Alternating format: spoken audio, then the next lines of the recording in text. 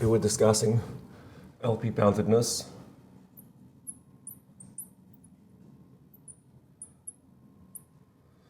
Of the Hilbert transform.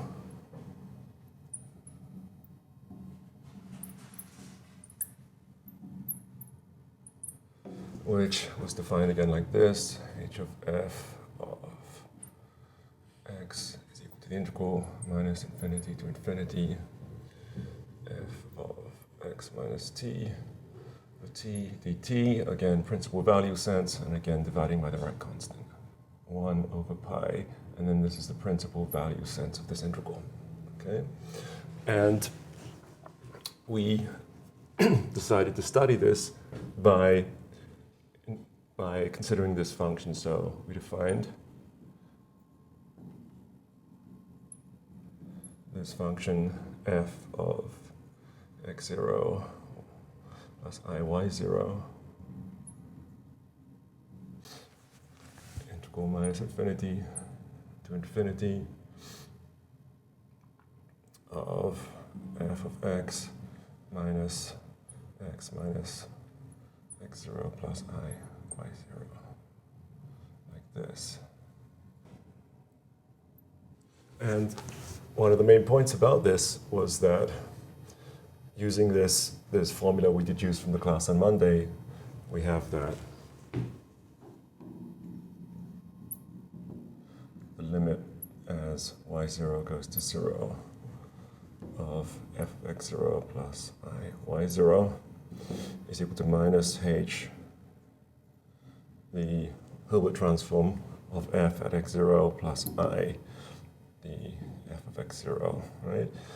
And we also let this thing be u of x0 y0 plus I v of x0 y0, yeah? And that is the background object we were studying, and we did a lengthy computation. We did a lengthy computation to show that if we take the Laplacian of the pth norm, or the pth power of this function f, minus p over p minus 1 of u to the power p, this was positive. This was just a straightforward calculation, but a lengthy one. This is what we established. And we're doing this in the upper half plane, so C plus. So I should say in C plus.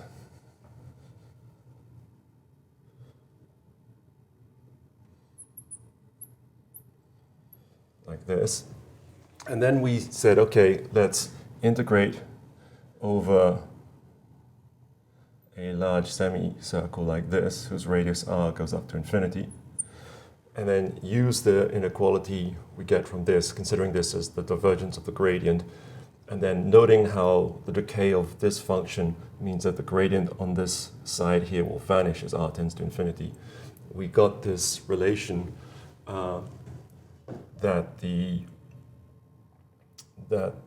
so this is the outward pointing unit normal like this. So the outward unit pointing normal dot product with the gradient is like negative the d by dy gradient. So what we ultimately got was minus d by dy0, because we're thinking this is a function of y0 of this thing, or the integral of this thing. And we integrate with respect to the x0 variable. I can even put in the coordinates just to solidify what we're doing. I should put plus I y0.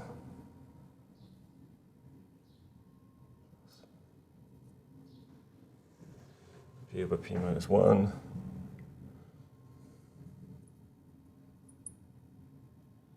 P like this. This thing, as we integrate out the x0, this thing, the dot product has to be, so this is bigger than equal to 0, okay? Which, so that involved taking the derivative out from this integral but we're allowed to do this by smoothness. So in particular, if we took minus signs on both sides, we have this quantity here is negative.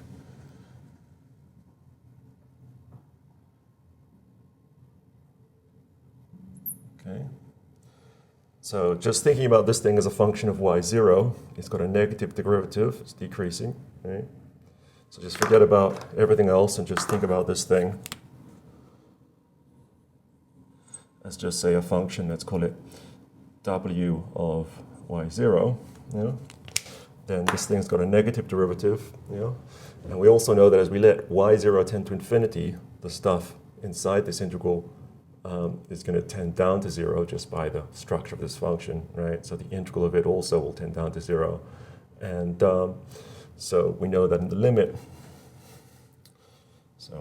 limit as y0 tends to infinity of w of y0 is 0, right? So the graph of y0 has to look something like this. So it starts from 0 to infinity.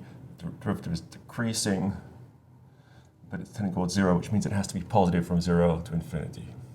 Okay, this is a recap for those of you who are still there. Hopefully a recap for everybody because you watched the video. But that is how we got this inequality that we're about to use. So we have that w of y0 is always going to be positive for every y0. Yeah?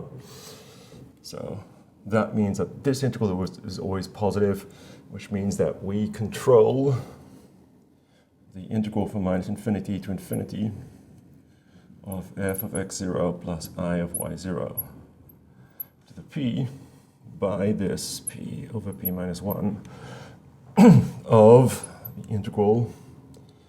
So this thing is always positive, it's bigger than or equal to 0, so it's the other way around, right? So then I'm controlling the up by this thing. Yeah, so this thing is always greater than or equal to 0, so put this in the side here. And then this is minus infinity to infinity, u of x0, y0, p dx0. And again, this is true for all these y0s, right? So then I can let y0 tend down towards 0, and then use this identity I have here to connect these things together, right? So letting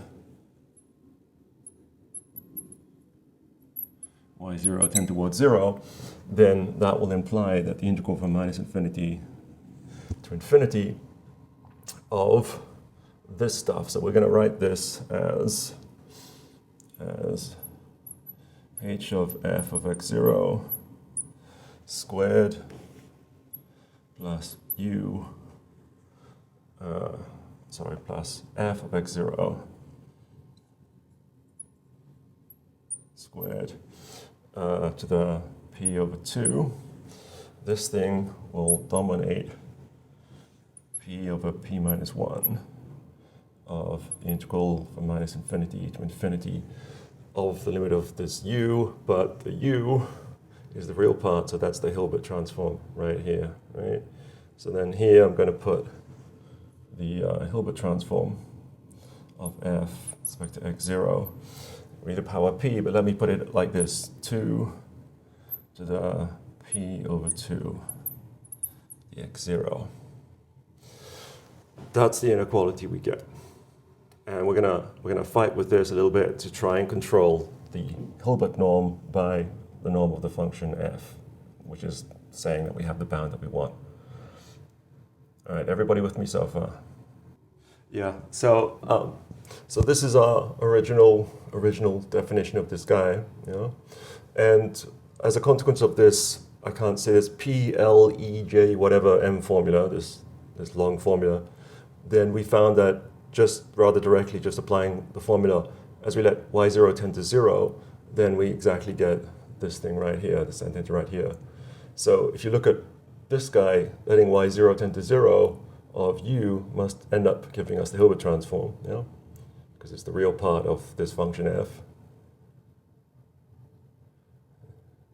And letting y0 tend to 0 of v must give us f itself. Right? And that's the step we're doing right here. All right, thank you for this question. Everybody else with me? All right, super.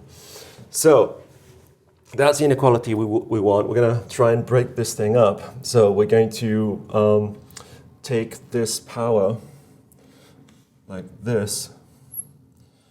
So it's like the x and then 2 over p, and then on this side as well. So we have 2 over p here, and then 2 over p like this. So that's a bit hard to read, so I put that better. So this is the power 2 over p like this. Because now we have got something in terms of the LP space p over 2, and we can apply Holder's we can apply this triangle inequality. So on the right hand side, this is p minus 1 to the 2 over p, and this is just the LP over 2 norm of the Hilbert transform squared.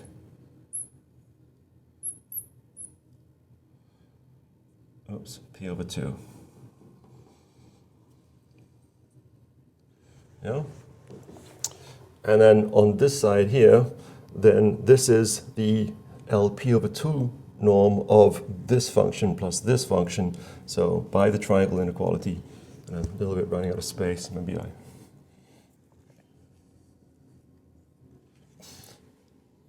this thing is bigger than the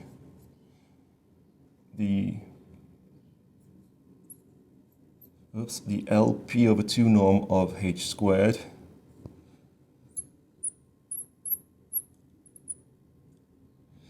plus, and this is where I messed up the space, the LP norm over 2 of f squared.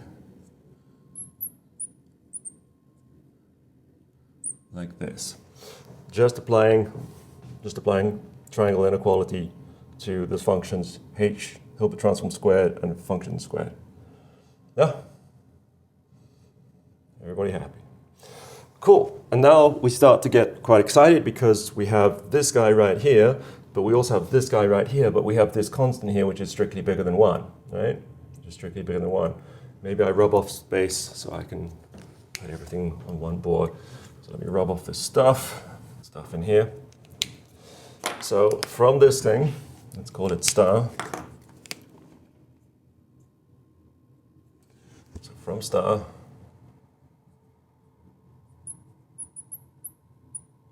we have that the LP over 2 norm of the function squared, this guy, is bigger than or equal to p over p minus 1, 2 over p minus 1 times the Hilbert transform of f squared LP over 2. No? Just putting that guy onto this side. And then let us divide everything. Let us divide by this constant. So then we're going to have that p over p minus 1, 2 over p minus 1 to the minus 1 of f squared LP over 2 is bigger than or equal to Hilbert transform squared LP over 2. No? Let us take everything to the power p over 2. So then we have p over p minus 1, 2 over p minus 1.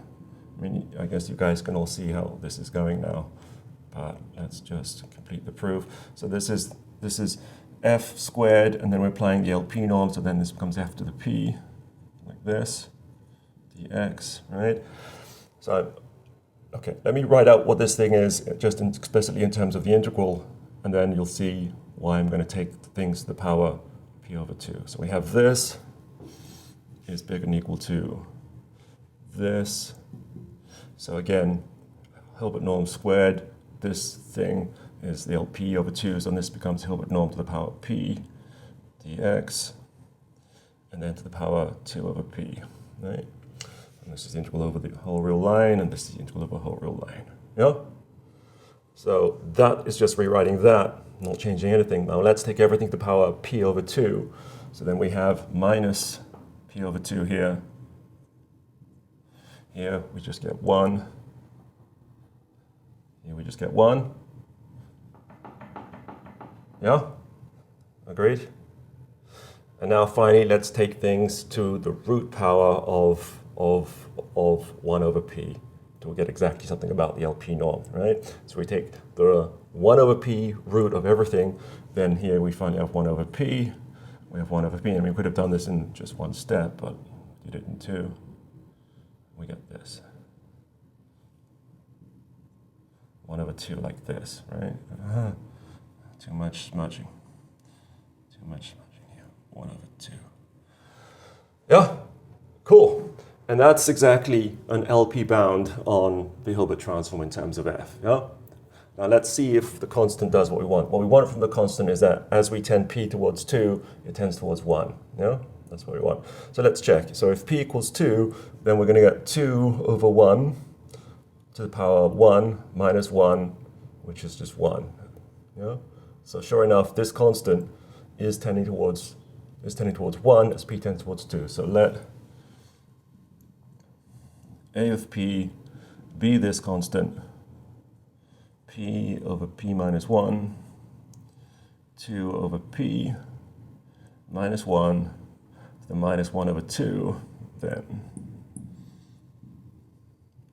the limit as p tends towards 2 of a of p is indeed 1, as we wanted. Cool. Is everybody happy? Yeah? Excellent. So we have exactly what we would like to have for the Beurling transform. We now have it for the Hilbert transform. And as I said in last class, in some sense, the Beurling transform is the natural analog of the Hilbert transform in 2 dimensions. Right? It has both of these transforms are isometries on L2. Both these transforms are Fourier multipliers, yeah, they both have kernels that blow up exactly like 1 over the dimension of the space. Yeah. All right, so next thing I'm going to do is I'm going to try and give you a little bit of a sketch, or at least maybe prove the first part of how from this bound on the Hilbert transform we get a bound on the Beurling transform. Any questions before I start to erase stuff? Everybody happy? Yeah, cool. All right. Okay, so sketch of LP boundedness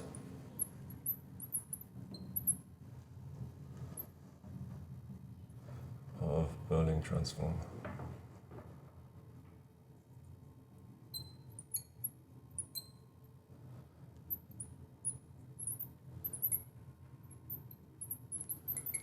Okay, so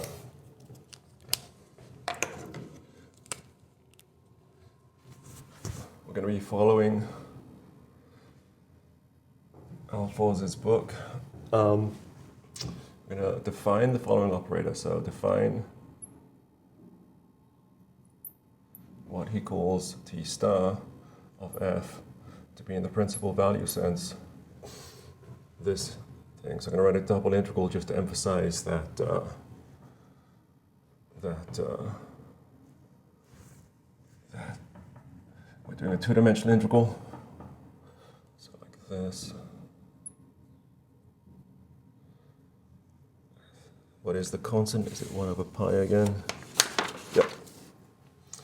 1 over pi, the principal value of double integral of f of zeta plus z mod z dz, like this.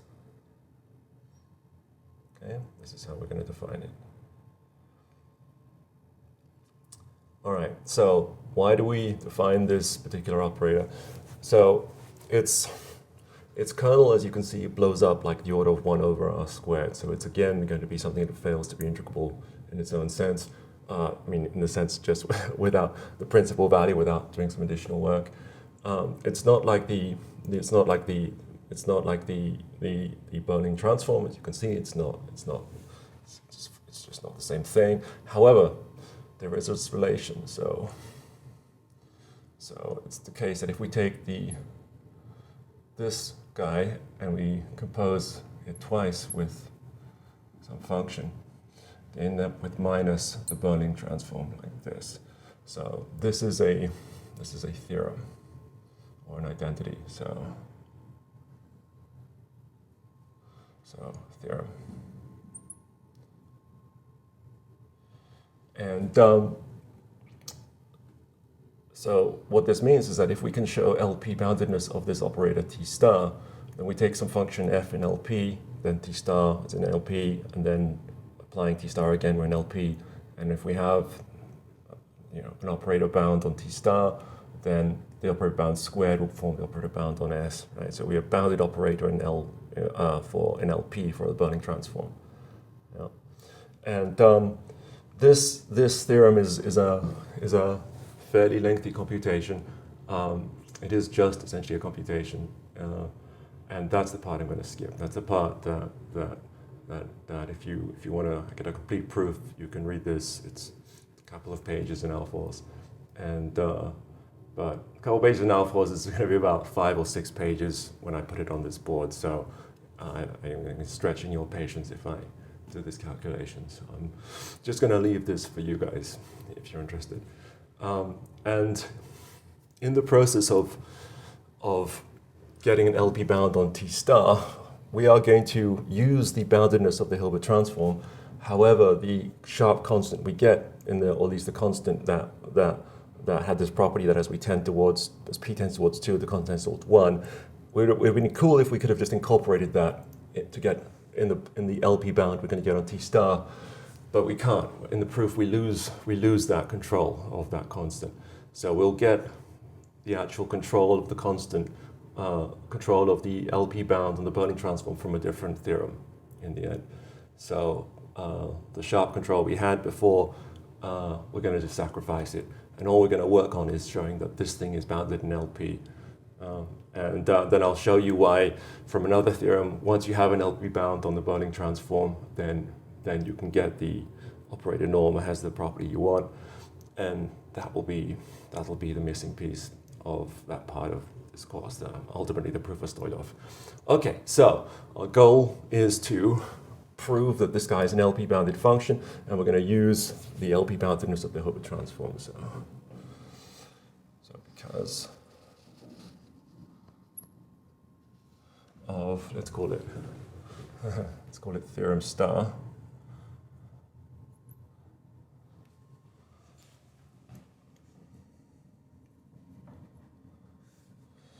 If we have LP bounds on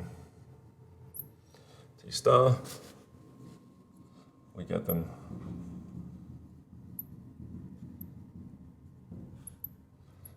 on S. So goal theorem. So theorem T star is LP bounded.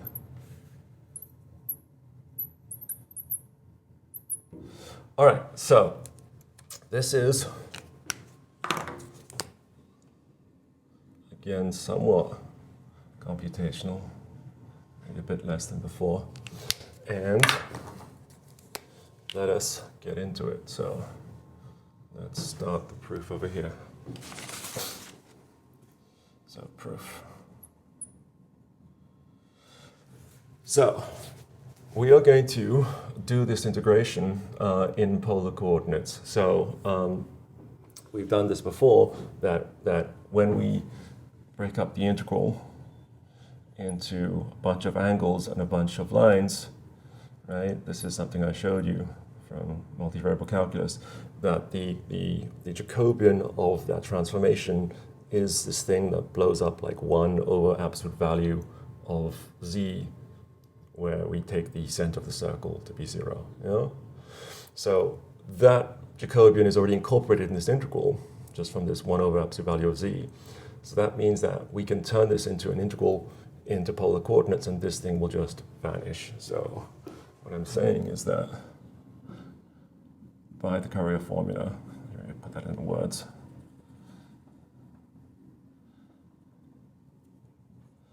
by Carrier formula,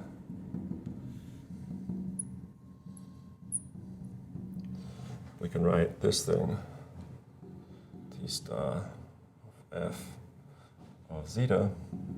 We can think of this as the integral from 0 to 2 pi. I mean, obviously, again, in the principal value sense, I'm just going to drop that for the time being. Just like sort of now goes without mentioning, of this thing, f of zeta, and now we're integrating r e to the I theta. And then this guy is again just the kernel, so then all we've got left is r e to the I theta. And then we're integrating with respect to r, and then theta, like this. Okay. And if you feel like unsure about this, just please go back and look at this kind of the first time we used this. First time we used this, I think, was in this when we were introducing Sobolev space, and I gave a little kind of little proof of why you can do this.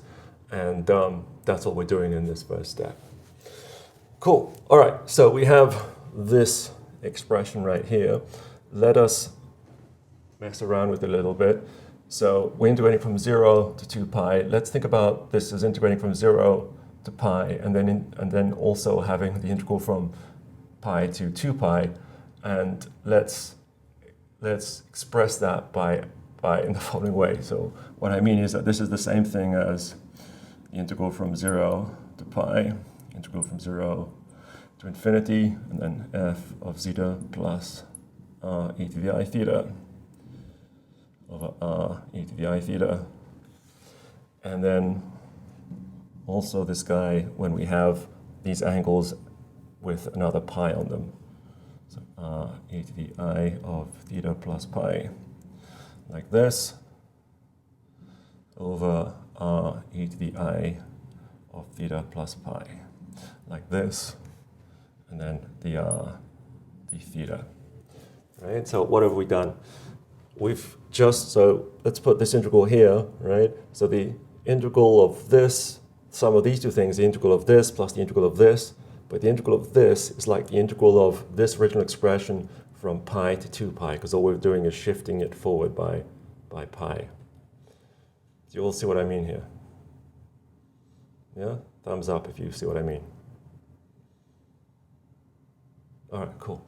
So we have this expression here, and then we can change it a little bit. Let's do this. And what happens when we what happens when we expand this out? E to the I theta plus I pi. E to the I pi is just -1, right? And the same for here. So let's write that stuff as the following way. So then, So then we have f of zeta plus r e to the I theta over r e to the I theta. And then here we're going to get f of zeta. And then we're going to have not plus, but now minus r e to the I theta, like this. And also here, now we'll get a minus, but let's put the minus here. Minus here, and then we'll have r e to the I theta, like this, yeah? And then this is the r, and then this is the theta, yeah? Cool. All right, so let's clean the expression up a little bit. So it's 1 over pi, integral from 0 to pi, integral from 0 to 0 to infinity, and let's take out this this guy here. Let's take out the e to the I theta. So we can factor it out throughout, and let's put it here. So it's going to be e to the minus I of theta like this. And then this is this thing. And let's put it under the common, no, let's not do that. Let's not do that. Let's,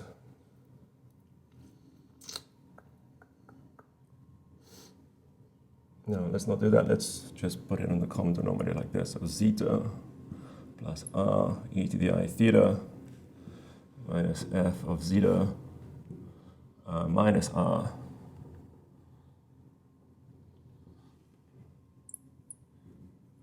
theta like this. And then this is all over r like this. And this is the r. And this is d theta. Okay. So this part is ultimately the part we're going to turn into something which is the Hilbert transform. But we have to, there's a trick we have to invoke in order to be able to do that at this stage. So what have we done so far? We've just come up with an explicit expression for the t star of f at zeta. It's now given by this thing right here. Yeah? That's all we've done. Yep, there's no pi. There is no pi. That's just a typo, so thank you very much. That's a typo, thanks. Yeah, all I was doing was factoring this.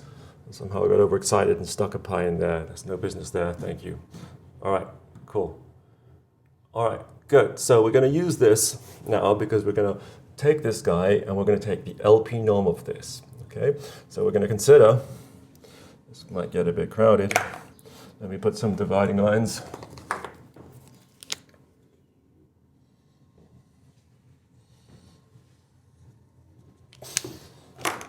So we're going to consider double integral of this guy, t star of f, applied to zeta to the power p d zeta. So that means we're integrating with respect to zeta 1, zeta 2 in the standard way, right? So we're integrating the complex plane.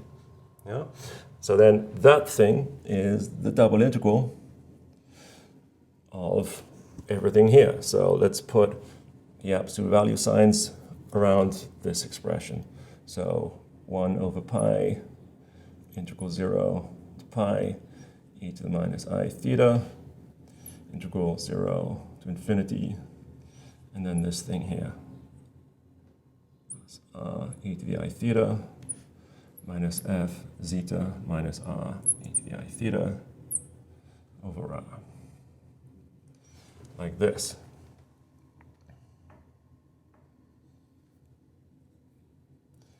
This, so then we have dr, and then we have d theta, and then we're going to put an absolute value sign, the power p, and then this is d zeta, in other words, zeta 1, zeta 2. Yeah? That's our expression. Yeah? Cool. So we want to take Holder's inequality to put this p norm inside here, so that we want to take it through the first integral with respect to pi. And we can do that because if you just look at all that stuff here, everything here, after we've integrated this out with respect to r, which we can do with whatever, assuming we can do and which we can do, then what do we have? We just have a function of theta left, right? And it's a function of theta on a bounded interval, so of course we can apply Holder's inequality to it. Yeah? Yeah? So we can take this thing as a function of theta. So when I mean this thing, I mean everything here as a function of theta, and take Holder's inequality to it. So that means we'll take that thing to the power p integrated to the root p. So that means moving this p into this. Right? Moving this power p into the integral like this. Yeah, this is how Holder's inequality will function for us. And there'll be some constant because of whatever, but we don't care about constants because constants are just, we're not going to get the right constants anyway. So, I mean, what's the constant going to be? I don't care. I don't want to get distracted by the constant. There'll be a constant, but it'll be the wrong constant, so we don't care.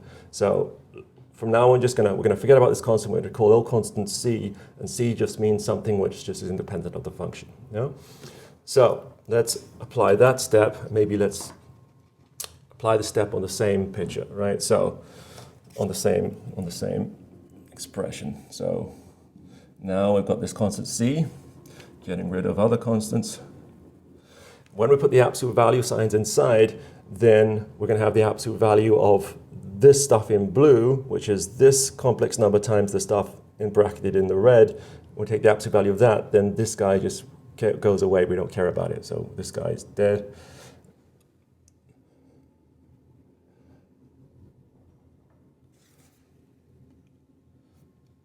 Difficult to kill this guy, but he's dead. And take this thing, and this thing. Hands are too smudgy.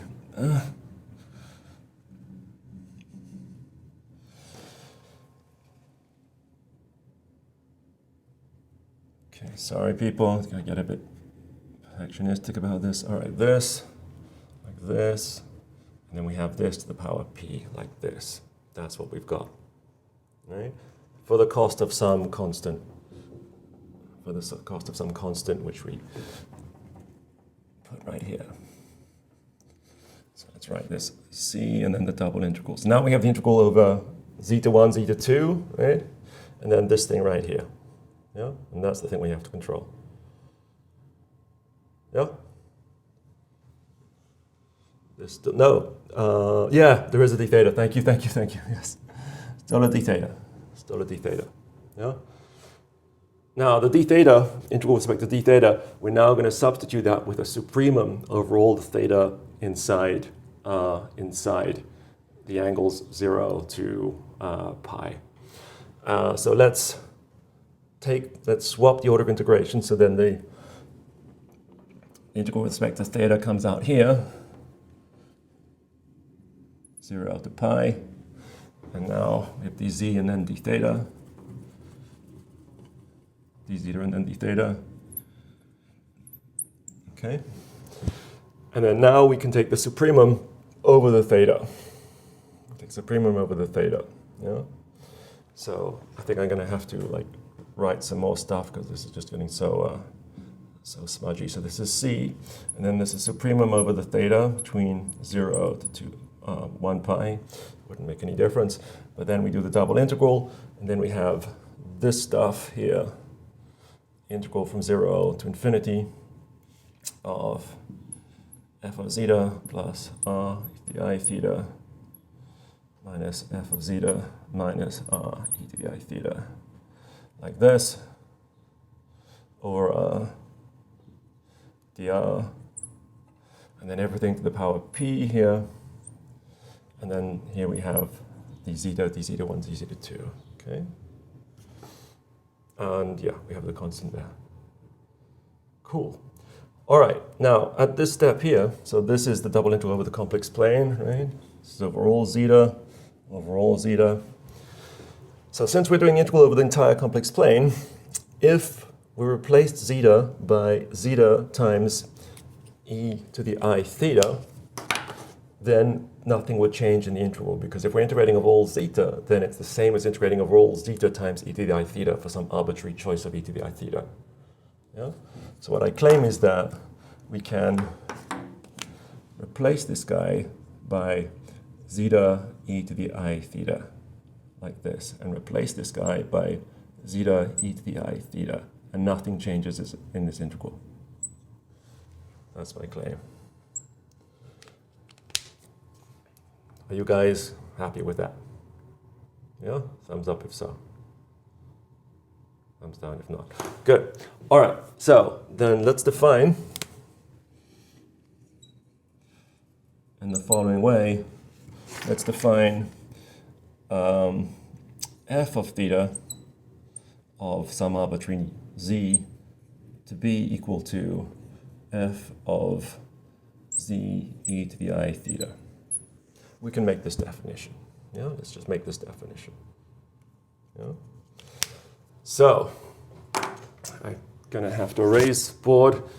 Let's try and remember that we are here and we're about to do this substitution. Okay, let's see if I can pick up where I left off. Okay, so where were we? We were doing the double integral of this t star of f of zeta to the power p d zeta. This was less than some constant, and we were taking the supremum over all these angles, 0 to pi. And then we're doing the double integral over complex numbers. And then we were taking this thing. We were taking the integral of f of zeta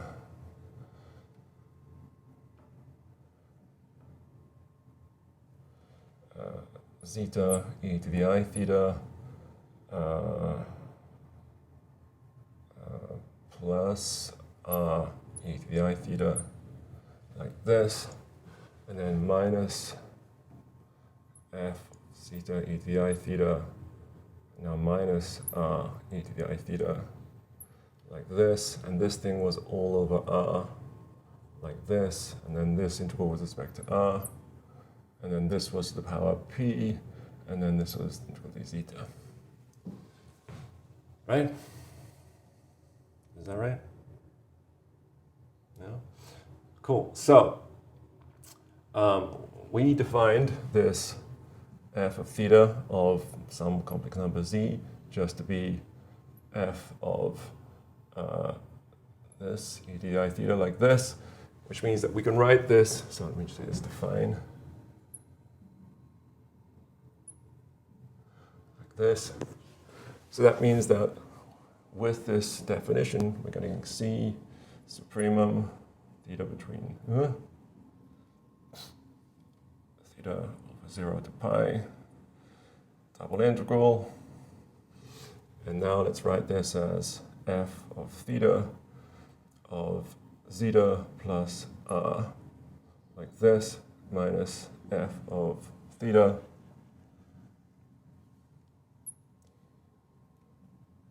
zeta minus r over r. Oops, missing the integral. Start that again.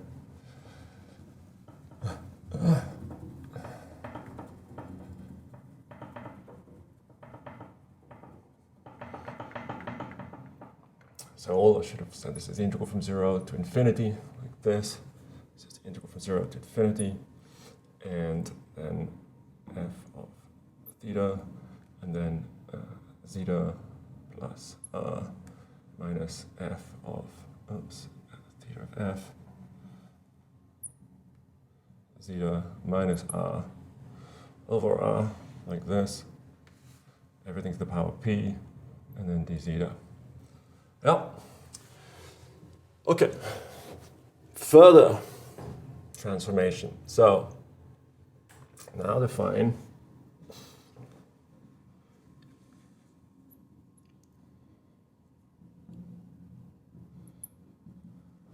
h of theta zeta 1, zeta 1 or zeta 2, zeta 2,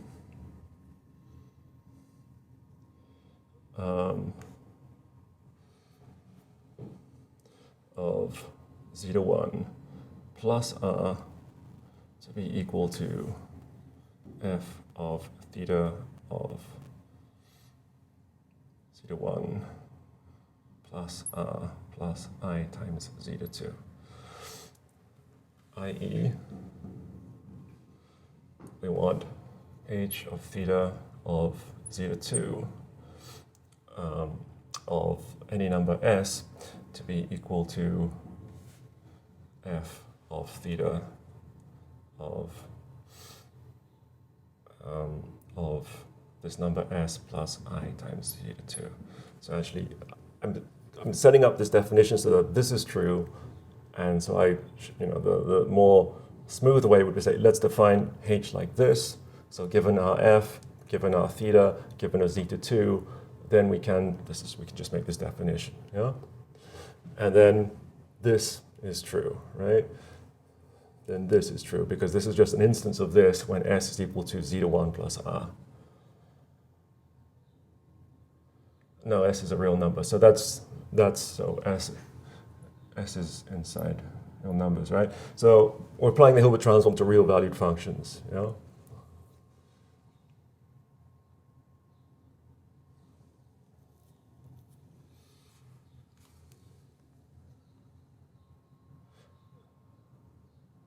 So zeta 1 is like the real component of zeta 1, zeta 2, you know? So it's a real number. Yeah, all good, all good. This is non-trivial stuff. I had to read over this argument quite a few times before I got it. Yeah. So yeah, with this extra step, then we've defined a real valued function. It depends on the parameters theta and zeta 2, you know? But we can do it. We're allowed to do it, and then that allows us to put this guy in the form of just a real valued function depending on theta and on zeta 2. You know? Cool. So from star star,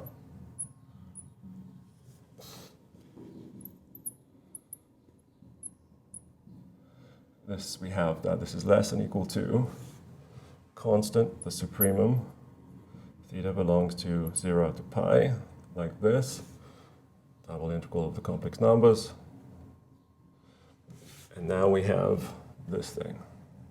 Integral minus infinity of h of theta, zeta 2 of zeta 1 plus r minus h of theta, zeta 2, zeta 1 minus r over r, like this, dr to the power p d zeta. Cool. Now let's look at this expression here in the red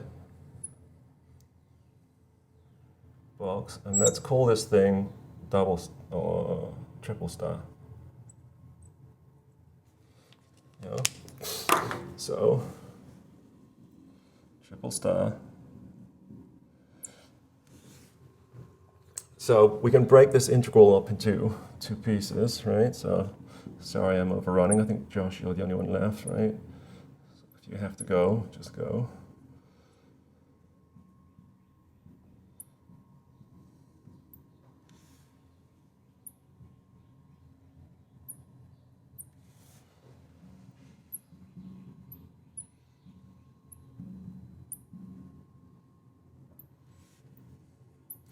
And then we can do a substitution. So let's let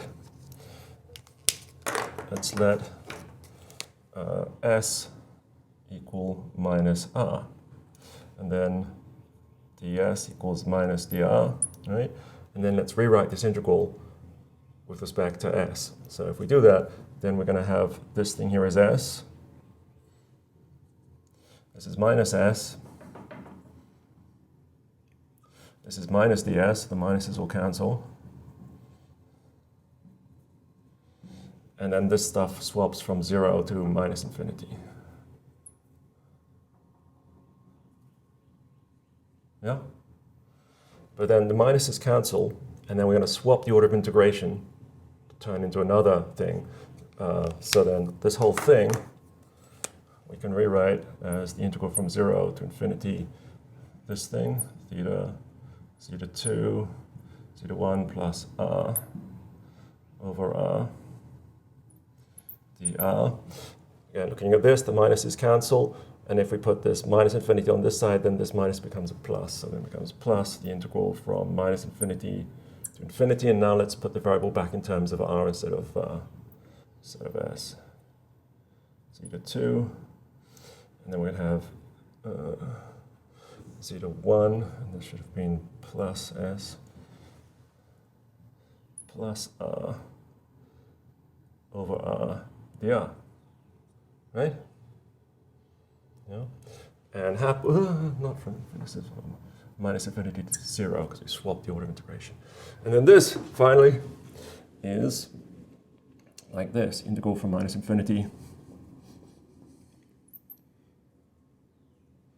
of h of theta zeta 2 of zeta 1 plus r dr over r, like this.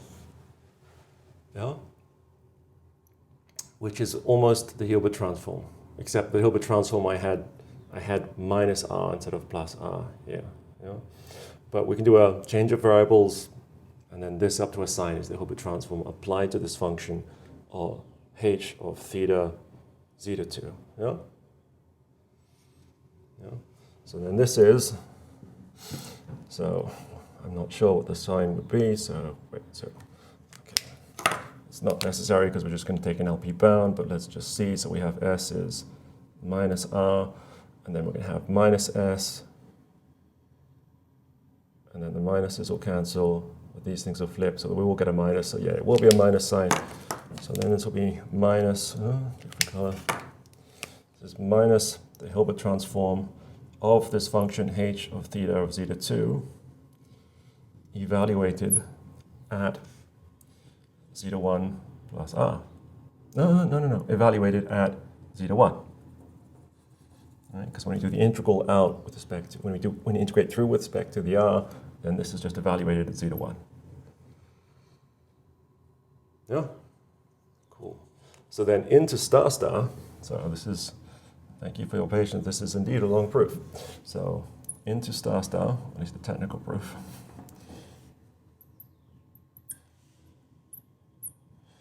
We have that this thing we're trying to bound is less than c times the supremum over all these angles, 0 to pi. And then this is now just the Hilbert transform applied, taken to the power p. Right? So this is Hilbert transform of h of theta zeta 2 evaluated at zeta 1 taken to the power p, and then this integral is with respect to d zeta, in other words zeta 1 zeta 2. So now let's write it as d zeta 1 d zeta 2. Yeah? Cool. So then this thing is less than supremum over all these angles between 0 and pi, and then this double integral.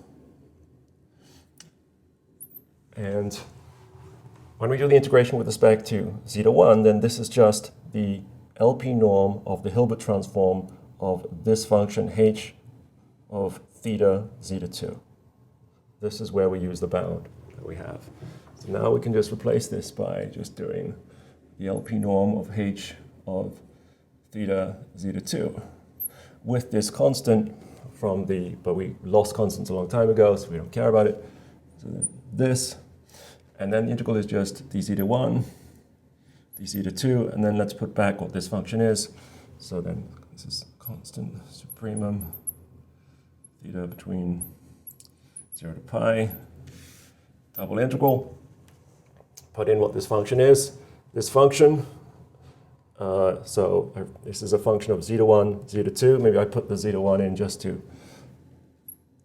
start again. This is a function of zeta 1. The overall thing depends on zeta 1, zeta 2. So this is our guy. Let's put in the definition of what this is. This is this. So this is the absolute value of f of theta of zeta 1 plus I zeta 2. And now we are really close. Right? But what is this f of theta? F of theta is just taking our function f and multiplying internally the z by this rotation like this, right? So then this thing is c, the supremum of all these angles, 0 to pi, like this, double integral, and then just f of zeta 1, or just like this, we're just going to write now zeta in the complex form, just zeta times e to the I theta, like this, to the power p, d zeta 1, d zeta 2, right? Yeah? But again, since we're integrating over all complex numbers, then for every single choice of angle, this is exactly the same integral. Yeah? Yeah? So we can just forget about this. This supremum is giving us exactly the same thing in every case, and we can get rid of this, and we just have the integral of the function f, the power p,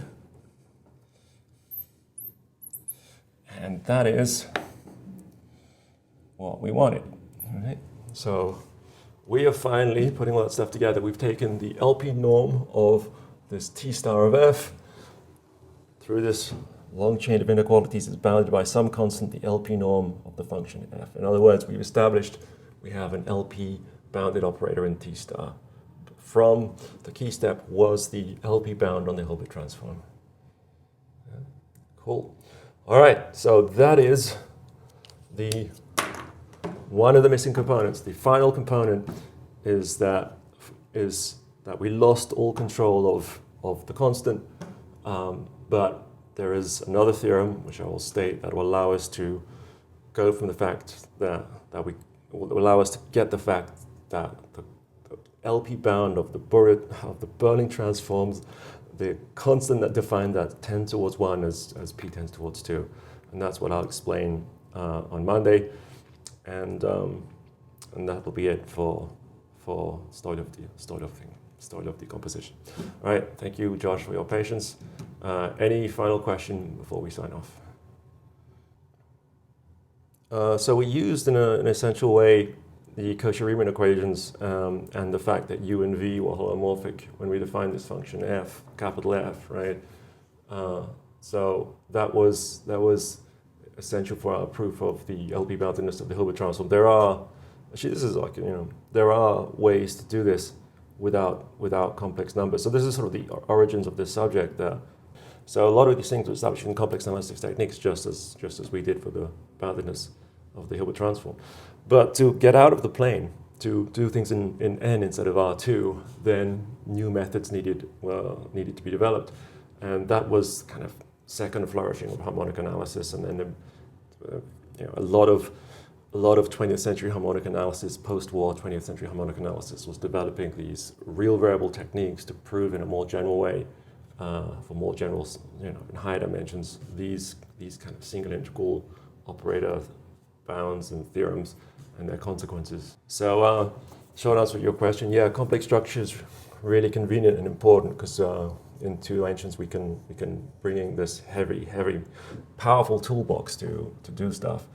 But everything can be done without that, but at the cost of a lot more machinery and work, and it took a significant amount of time to be able to move out and prove these theorems, and a lot of effort with many smart people to prove these theorems without complex analysis techniques. So, all right, see you Monday. Have a good weekend.